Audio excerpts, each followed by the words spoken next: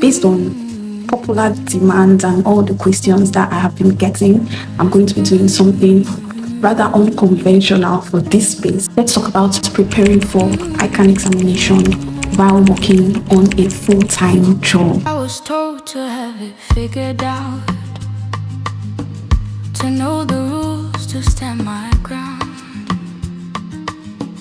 But clarity came when I slowed my pace and learned in an honest, quieter space. Hi guys, I know it's tough, and trust me, I understand. I've been there and I know how difficult it is to squeeze out time out of the very limited time and engagement that you have. But you know what the good news is? It's possible. Number one, consistently maximize your small windows. If you can spare 1 to 2 hours daily after work to study, trust me, it counts and it definitely adds up. For many of us, this would mean swapping that plate of eba for something lighter, so you don't knock off almost immediately you sit on your table.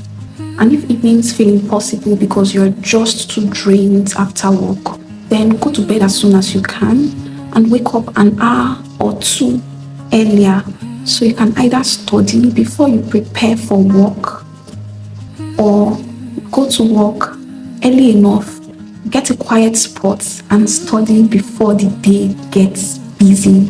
Number 2, maximize your weekends. This is that point in your life where you have to be very selfish about your weekends. If you're the type of person who always entertains guests, attends every event, or spends 10 hours in church on Sundays, my dear, this season would require tough choices because you can't do what you've not done before while being the same person you've always been, right? Do you get? Talk to the stakeholders in your life and let them know that you will be temporarily unavailable. It's temporary, so let that mindset guide you. This is just for a while. Now that you have fewer distractions, aim for 6 to 8 hours of focused study on weekends. And if that feels overwhelming, you can break it into blocks of hours with breaks in between. Say you do 2 hours, you take a short break, you come back, do another 2 hours, or you can go 4 hours in the morning, 4 hours in the evening. And it's okay if you don't meet your target for the weekend. What matters the most is that you consistently show up. Number 3, focus on the essentials. Let's be honest, I can't say books are bulky and reading every page is unrealistic when you have a full-time job. Instead of trying to cover up every page of your study pack, go for summary notes and revision kits. And if you are with a tutorial center, then lean on their condensed material. That's where the core knowledge is. It's okay to refer to your study pack for clarity, but don't make it your mission to read your study packs cover to cover. 4, past questions. I know when we hear past questions, the first question we want to ask is, do they repeat questions? Well, in very extreme cases, I could say yes, but you don't want to plan for an examination with the extreme, right? So, I'm sorry, but no, they don't repeat questions. But here is what past questions will do for you. They show you the examiner's mindset. They help you get familiar with how questions are framed, and they train your mind to answer questions in the expected pattern. So even though they don't repeat questions, past questions are definitely a yes, yes, yes, because you can know something, but how do you present it? How do you interpret questions?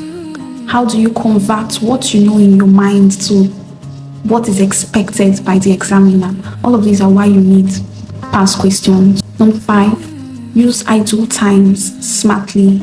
You don't have a lot of time, so your idle times are opportunities. Carry small notes with formulas, definitions, and standards. Majorly key points.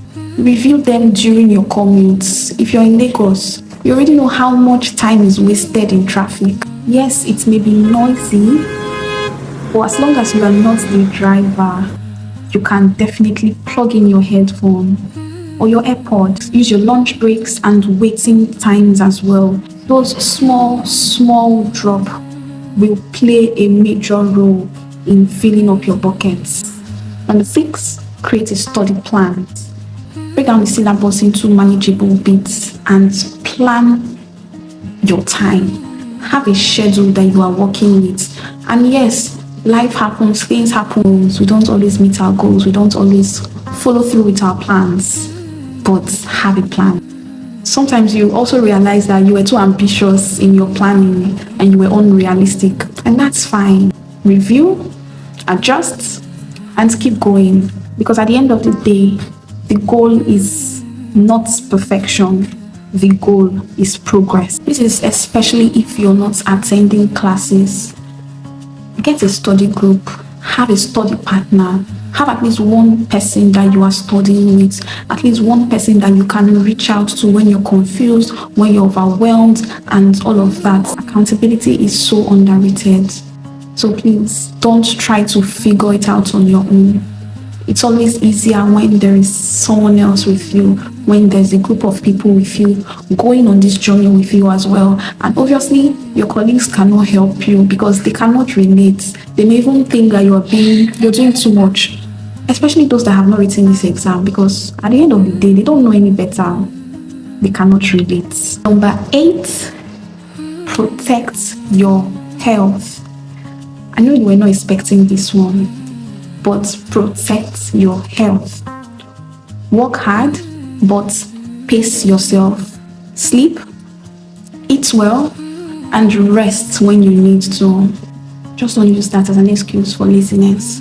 But remember, you can't pour from an empty cup. 9, consider splitting your courses. You don't have to take all the papers at once. If the load feels too heavy, split your courses. Focus on a few papers and give them the attention that they deserve. This will definitely save you from unnecessary stress and unnecessary wastes. Be resilient. In the unlikely events of a failure, don't let it crush you.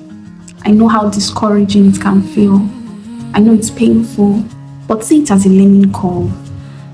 Falling short of your goal is painful, but losing sight of the goal altogether, now, that's worse. So my dear, ebezina, ozugo, dust yourself and go again. Okay? 11, guard your mind. Negative thoughts will come, and so will negative energies. People may even try to project their failures on you. But you know what you should do? Shut it out. Trust God. Trust Him for strength. And I would really encourage you to have a scripture or more that you can lean on, you can go back on those down times, on those days when you really feel like your strength has failed you or is failing you. Scriptures that can lift you up and keep you going. A major part of this battle is in your mind. Guard your mind and constantly renew your mind by scripture. Number 12. Your best time is now. Not next year, not when you change job, not when you get freer. It's now. For every time that you start thinking of your job as a disadvantage, I need you to remember that life doesn't slow down. And in most cases, life only gets busier. Your responsibilities will only increase. This point now is especially to the singles. So if you're single and you have a job and you think you're too busy, okay, Selah, if you honestly put in these 12 points to work, you would definitely see results. It's tough, but it's possible. Use your time wisely, take care of yourself, and stay consistent. And I pray that God would crown your efforts, your every effort, with great success. If you found this video helpful, please give me a thumbs up, leave a comment in the comment section, and you can be sure that I'll be there to read from you. Share this video to someone that you know who is in this journey or who is planning to embark on this journey. And if you have not subscribed, do well to subscribe to my channel. And yeah, I'm rooting for you. Bye.